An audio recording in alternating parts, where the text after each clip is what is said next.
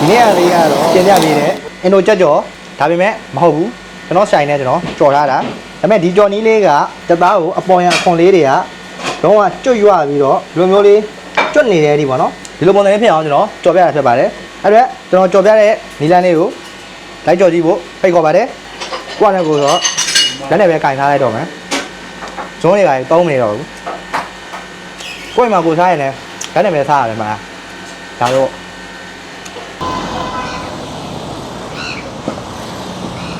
လွန်ခဲ့တဲ့3-4 5လလောက်ကနာမည်ကြီးနေတယ်နာမည်ကြီးခဲ့တယ်ပေါ့နော်အင်ဒိုကြက်ကြော်ကိုသူများတကာနဲ့မတူတဲ့အရာသာထဲချာရအောင်ဒီနေ့သိပ္ပံနေကြလှည့်ဝက်ချက်လေးတစ်ခုကိုခံပြီးတော့ဒီနေ့လုပ်ပြမယ်အဲဆိုရင်ကျွန်တော်တက်သားသွားဝင်မယ်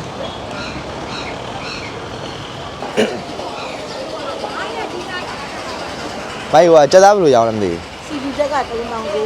မာချက်က35အဲကျွန်တော်ဒီကောင်နှစ်ခုလောက်ချိန်ပေးပါလားမဟုတ်ဒီအောက်ပေါင်းပါအဲ့ဒါဆရာတကာကြီးများဆရာလေးကိုကြောင်းလေးရှိဘွက်ထားလို့ပါနော်လမ်းလေးခင်းကျင်လို့တန်းတန်းတောင်းလို့အဲ့ကျူမယ်တက်သားကကျွန်တော်ပေါင်ပဲသုံးလိုက်မယ်ပေါင်ပို့ပြီးတော့ကောင်းတယ်ဒီအင်ဒိုကြက်ကြော်ပုံစံကြော်ဖို့အတွက်ဆိုရင်ပေါင်ကပို့ပြီးတော့ကောင်းတယ်ဟုတ်ဆိုရင်ပေါင်2တောင်းကို50သားရှိတယ်1000ဝယ်ပဲပေးရတယ်ဗောနော်ဒါကျွန်တော်ကတော့ CP ချက်ကိုပဲသုံးတယ်ဗမာချက်ကတော့နည်းနည်းအသားနည်းတယ်စိုက်နည်းနည်းသေးတယ်ဗောနော်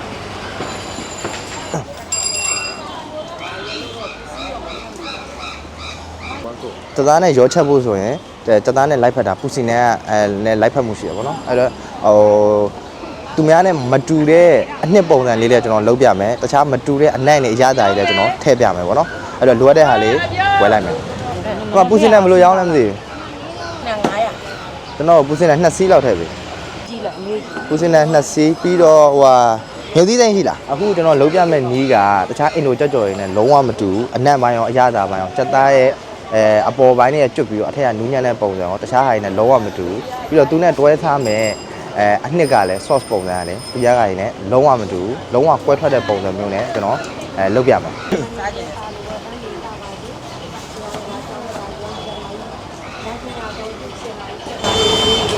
ဟုတ်ဒီအမီရှင်းကောင်းမယ်ဗျာမရ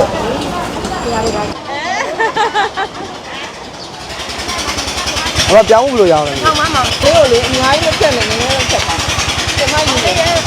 ကိုရာလေးပေးသလိုပုံချပါတယ်။မကြီးကခိုက်ကြတာမှမဟုတ်ဘူးဘလို့ကြည့်။ကြောက်တော်ရဒါလေးချိုးရတယ်နော်။ဟဲ့။ဘယ်ရိုသီးဆိုင်ရောအနီးရှိလား။ရှိတယ်မလို့။အဲ့ဒါတော့အနီးကဘယ်လိုရောင်းလဲ။ဒီက900ပေးရတယ်နည်းနည်းဖြတ်ပါ။900ဘူးပဲ။ဘုဆိုရင်လိုအပ်တဲ့ဟာတွေလည်းရပြီ။ကျွန်တော်စက်သားဝယ်လာတယ်။ပြီးတော့ဒီစက်သားနဲ့တွဲစားဖို့တော့ဗောနော်ဒီ sauce ကိုအနှစ်နည်းနည်းပုံစံလေးအဲ့လိုဆလတ်ပုံစံလေးလုပ်မှာဗောနော်sauce ပုံစံလေးလုပ်မယ်အဲ့အတွက်ပူစင်နံပါတယ်ပြီးရင်ငပိတောင်းဝယ်လာတယ်ပြီးရင်ပြောင်းမှုပါတယ်ပြီးရင်ညသီးစိမ်းအနီပါတယ်အဲ့ဒါကျွန်တော်ကစ်ချန်မှာသွားချက်ကြည့်မယ်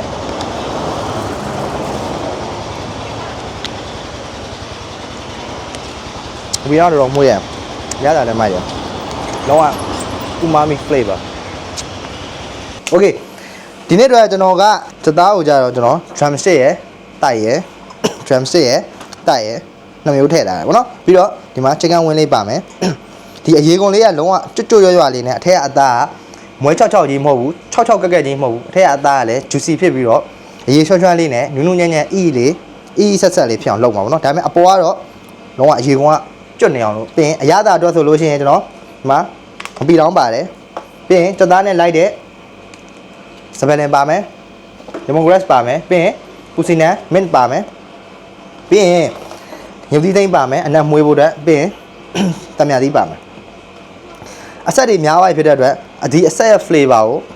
ပြန်ပြီးတော့ထိမ့်ဖို့အတွက်အချိုအနေနဲ့ကျွန်တော်ဒီမှာပြောင်းမှုပါတယ်ပြောင်းမှုကျွန်တော်ကင်မယ်ပေါ့နော်โอเคအဲ့တော့စက်သားကိုအရင်ဒီဟာနဲ့စိန်ထားမယ်ပြီးတော့မှကျန်တာဆက်လုပ်မယ်အရင်ဦးဆုံးစက်သားကိုကျွန်တော် brine လုပ်မယ်နော်ဒီ brine လုပ်ခြင်းအပြင်ကျွန်တော်တို့စက်သားတွေလည်း brine လုပ်လို့ရတယ်ပြီးရင်ဟိုစက်သားတွေကိုကြော်ရင်လည်းရတယ်ကင်ရင်လည်းရတယ်ပေါ့နော်ကိုကြိုက်တာလှုပ်ထားလို့ရတယ်ပေါ့နော်ဘီယာရှိရင်လည်းဘီယာသုံးပေါ့ဘီယာမရှိရင်လည်းဘီယာသုံးကြမလို့ဘီယာမတောက်တဲ့လူအယ်ကိုဟောမကြိုက်တဲ့လူကတော့ဘီယာမသုံးနဲ့ပေါ့ဘီယာမရှိဘူးဆိုရင်ခုနပြောသလိုပဲအဲ့တော့စားရည်လေးနဲ့စိန်ထားလိုက် နောက်ဆုံးတညစိန်မယ်ဆိုရင်လည်းစိန်လို့ရတယ်အနည်းဆုံးတော့တနာရီခွဲ2နာရီဝန်းကျင်လောက်တော့စိန်တာကတော့အကောင်းဆုံးဖြစ်တယ်ပေါ့နော်ဒီလုံးဘီယာမထည့်ခင်ကျွန်တော်ဒီထဲမှာဒီအနံ့တော့ပေါ့နော်ကျွန်တော်ဒီမှာကော်ရီယန်ဒါစီရှိတယ်နနမင်စီရှိတယ်ပြီးရင်ပပကွန်ငွေကောင်းစီရှိမယ်ပြီးရင်ဖန်နဲ့ဖာလာစီရှိမယ်ပြီးရင် clove လေးညင်ပွင့်ရှိမှာပေါ့နော်ဒါလေးတွေကိုအရင်ကြိုးပြီးတော့ထည့်လိုက်မယ်တမန်လေးခွန်ထည့်မယ်တမန်လေးခွန်လေးထည့်မယ်မွေးရပါနော်ကျွန်တော်ကတော့တမန်လေးနဲ့ပူကြိုက်လို့တမန်လေးခွန်လေးနည်းနည်းလေးများများပူထည့်ထားတယ်โอเคခုဆိုရင်ကျွန်တော်ဒါကိုစိတ်မယ်ဘီယာကိုဖောက်မယ်โอเคဘီယာလေးနဲ့မြည်ကြည့်လိုက်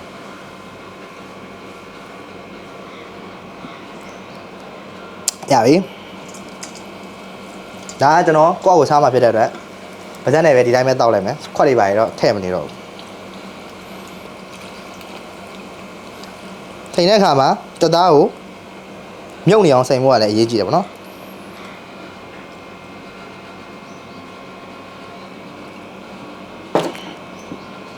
โอเคဒါဆိုရင်ပြပြီပြမယ်ဒီလိုအုပ်လိုက်လို့ရှိရင်ဘီယာတွေကတ िश ူးကိုစုပ်သွားတယ်အဲ့တော့အပေါ်မှာနည်းနည်းလေးကြံတဲ့ကြက်သားကိုလည်းဘီယာတွေဝင်သွားတယ်ပေါ့နော်ဒါက tip လေးပါပြီးရင်ဒါကြီးတော့ရေပြန်ဆေးချမှာပေါ့နော်โอเคဒါဆိုရင်ဒီလောက်ဆိုရင်ရပြီကျွန်တော်ဘာမှမဖြစ်ဘူးလက်နဲ့ပဲကင်လိုက်တယ်ပြီးတော့ကျွန်တော်ဆိုရင်ကျွန်တော်လက်တွေဒီမှာကြည့်လိုက်ကျွန်တော်လက်သေးကိုပြောင်းနေအောင်ညှက်ထားတယ်အဲ့တော့ဒါလက်အိတ်နဲ့မကင်ဘူးလားဘာညာပြောတဲ့လူတွေတော့တစ်ခါလေးပြလိုက်တာကျွန်တော်ဒီမှာလက်သေးကိုလုံးဝညှက်ထားတယ်လက်သေးဘာတစ်ခုမှကျွန်တော်လက်ထဲမှာမရှိဘူးပြီးတော့လက်လဲတက်အောင်ဆေးထားတယ်ဒါဆိုရင်ဒါမရီနဲ့လောက်ထားတဲ့အချိန်မှာတခြားဟာတွေကိုပြင်မယ်ခုဒီ chopping box ဆိုရင်နည်းနည်းလှုပ်တယ်ပေါ့နော် chopping box မလှုပ်အောင်လုပ်တဲ့နည်းလမ်းရှိတယ်တ िश ူးဖြစ်ဖြစ်ရေစုပ်တဲ့စက်ကူဖြစ်ဖြစ်ဒီ chopping box သုံးမဲ့အောက်ကိုခံလိုက်ပါပြီးရင်အဲ့ဒါကိုရေလေးဆွတ်လိုက်နော်ဘာလို့လဲဆိုတော့ဒီ chopping box တွေလှုပ်နေလို့ရှိရင်လက်တွေပါဓာတ်ထိတတ်တယ်ပြီးရင်ဒီဘော်လေးကိုတင်လိုက်ငြိမ်သွားပြီ okay ခုဆိုရင်ကျွန်တော်စပြီးပြင်မယ်စပယ်လင်းဒီလင်းကိုလွှဲတဲ့အပိုင်းလေးလောက်ပဲသုံးမယ်အများကြီးလည်းမဟုတ်နည်းနည်းပဲ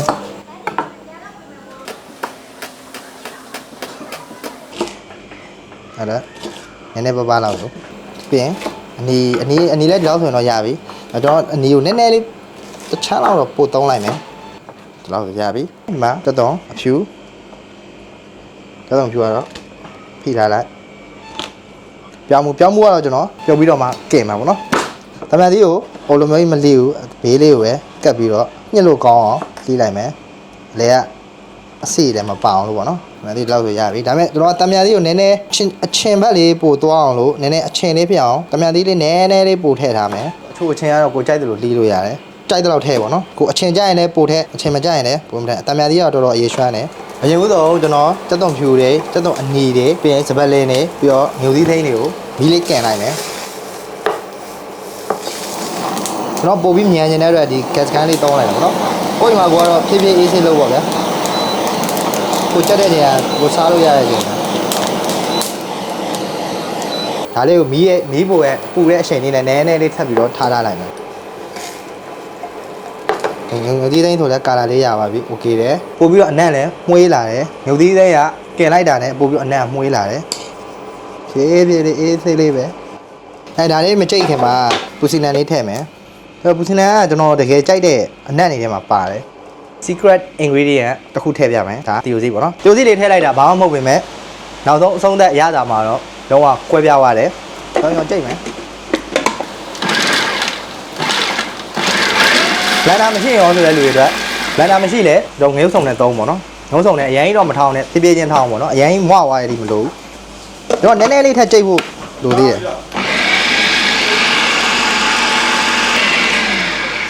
ဒီနေ့ထားတော့ဆိုရင်အဆင်ပြေပြီကြောက်ဆိုရပြီပေါ့နော်โอเคထည့်မယ်တော့အနံ့ share ပဲတော့ဆိုရပြီ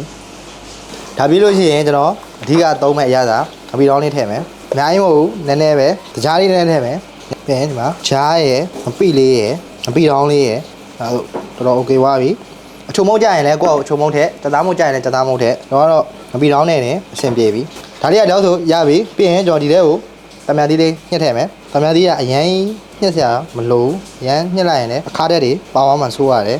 โอเคရပြီဒါဆိုဒီမှာ ဒါလေးကိုနယ်ပြီးတော့ထားလိုက်မယ်ပြီးတော့မှဒီထဲကိုမွေးရစီမဲ့အရာလေးတစ်ခုထည့်ဒါဆိုရင်နောက်ဆုံးပြင်စင်စရာတစ်ခုဖြစ်တဲ့ကြောင်းမှုကိုပြုတ်မယ်ခုဆိုရင်ကြောင်းမှုပြုတ်ထားရလေတယ်ရပြီပေါ့နော်ကြောင်းမှုလေးလည်းခုလိုရပြီကြောင်းမှုကချိုးရနည်းနည်းကာလာလေးရအောင်လို့ပေါ့နော်အဲ့တော့စီလေးနည်းနည်းတုံမယ်ကြောင်းမှုကိုကျွန်တော်နည်းနည်း gray လိုက်မယ်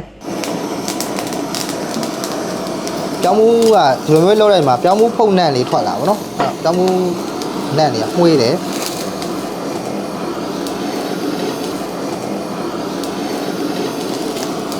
မှွေးလောက်ဆိုရပြီ။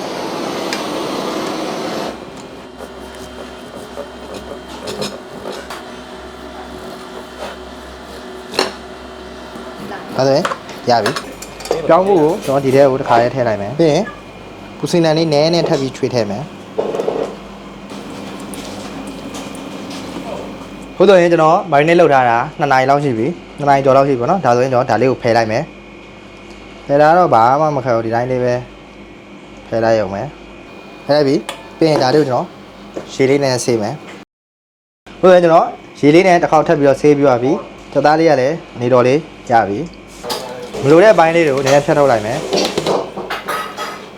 ဒါလေးတွေကိုဖယ်ထုတ်လိုက်မယ်ရေကုန်ဓာတ်ရလေးနည်းနည်းပေးလိုက်မယ်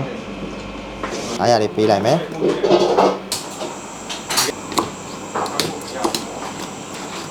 ပြီးရင်ဒီထိတ်လေးကိုနည်းနည်းလေးဖြတ်လိုက်မယ်ရိုးကြားတဲ့ဟိုမှာနည်းနည်းလေးကန့်လန့်လိုက်တယ်ဒီရိုးကြားထဲမှာသွေးရရှိနေသွေးတွေပါတခါတည်းခြောက်ပြီးတော့ကြက်သွားအောင်လို့ကြက်ရဲ့ရိုးကြားလေးတွေဟိုပါနည်းနည်းဓာတ်နဲ့ကန့်လန့်ပေးလိုက်တယ်စီလေးဝင်အောင်လို့ပေါ့နော်ဟုတ်ကဲ့လောက်ဆိုရင်ရပြီစီကိုတမတ်တမချာရအောင်မူပေးထားမယ်စီကအနည်းဆုံး150ဝန်းကျင်လောက်ဆိုရင်ရပြီစီပူလိုက်ဆိုတာနဲ့ကြော်မယ်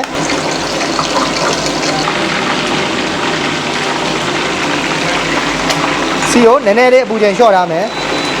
ဟာအပေါ်အရေကုန်ကာလာလေးကိုကြည့်လိုက်ကာလာလေးကတဖြည်းဖြည်းလှသွားပြီအရင်လောစရာမလိုဖြည်းဖြည်းချင်းကြော်မီးအေးနဲ့ကြာလေးကြော်ပေးမယ်ဒါဆိုရပြီခုဆိုရင်ကျွန်တော်တို့မီးကိုတော်တော်လေးလျှော့ထားတယ်တောင်ပန်လေးကြော်မယ်ဒါကတော့ဂျုံမောင်းတို့ပမောင်းကြောက်တို့ဘာမှမပါဘဲနဲ့ဒီတိုင်းကြော်ရဲကြော်နေပေါ့နော်ပြီးရင်ဒါလေးကိုတစ်ပတ်လှန်လိုက်မယ်ပြီးရင်ကြော်သားလေးကိုကျွန်တော်ခဏဆယ်ထားလိုက်မယ်ဆယ်ပြီးတော့စီရဲ့အပူချိန်ကိုနောက်တစ်ဆင့်ထပ်ပြီးတော့ညှိလိုက်မယ်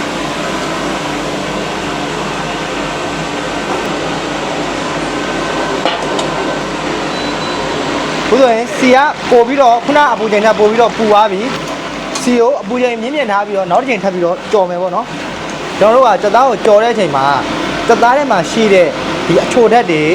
အရေတွေအကုန်လုံးဖတ်သွားအောင်မကြော်ဘူးအဲ့လိုဖတ်သွားအောင်ကြော်လိုက်ရင်စက်သားတွေက6ကပ်ပြီးတော့မွဲ6ကြီးနဲ့အမြင်မြင်နေဖြစ်ပြီးတော့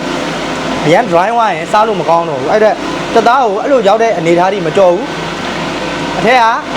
အီလေးနဲ့အရေရွှဲရွှဲလေးနဲ့အချိုဓာတ်လေးမကောအောင်လို့ပဲထိန်းပြီးတော့ကြော်မယ်ဆိုဒီလိုအနေထားလေးဆိုလို့ရှိရင်အဲဒါကာလာလေးလည်းတော်တော်ရသွားပြီတသား6လဲမ6ဘူးပြည့်ဒီမှာအရေကုန်လေးတွေဆိုလဲကျွတ်ကျွတ်လေးတက်တောင်မှန်လေးတွေဆိုရင်ကြည့်ကြည့်လိုက်ကာလာလေးကလုံးဝညီညွတ်အောင်လေးတန်းပြီးတော့လုံးဝ overcook ဖြစ်သွားဘူးလုံးဝကျွတ်ကျွတ်လေးနဲ့ဒါလေးဆိုရင်ရပြီအဲ့ဒီကြရင်ကျွန်တော်အကုန်လုံးဆယ်မယ်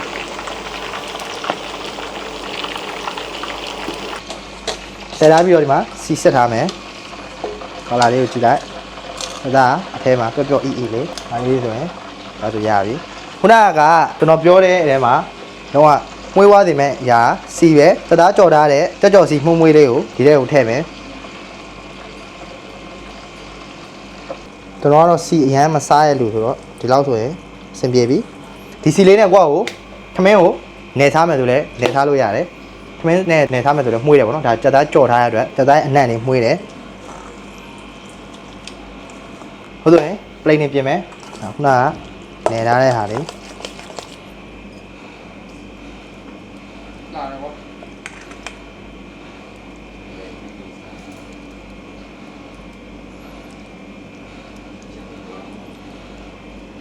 တခါလေးပါလေးရတော့ကိုယ်ကြိုက်တယ်လို့ထည့်ပေါ့ဗျာကျွန်တော်နည်းနည်းလှအောင်လို့ပြင်ပေးတာကိုယ်မှာကတော့အစင်ပြေတယ်လို့ပြင်ပေါ့နော်အဲ့လိုရပြီတမန်သေးကတော့အချင်းပိုကြိုက်တဲ့လူတမန်သေးစားနော်โอเคဒါဆိုရင်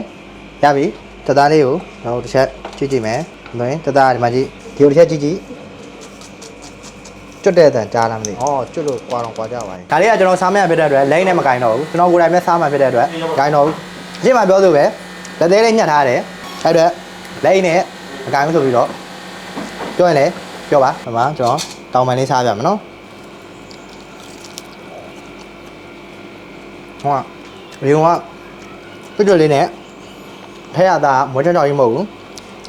အဲ့လေးကိုဒီမှာပို့လိုက်မယ်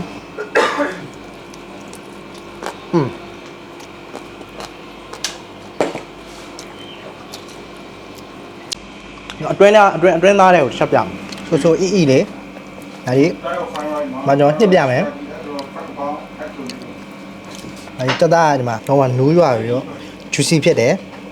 โอเคဒီနေ့ကလေးကတော့ပြင်ပြပေးတယ်အင်ဒိုကြက်ကြော်ဒါပေမဲ့မဟုတ်ဘူးကျွန်တော်ဆိုင်နဲ့ကျွန်တော်ကြော်ထားတာဒါပေမဲ့ဒီကြော်နီးလေးကတက်သားကိုအပေါ်ရန်အခွန်လေးတွေက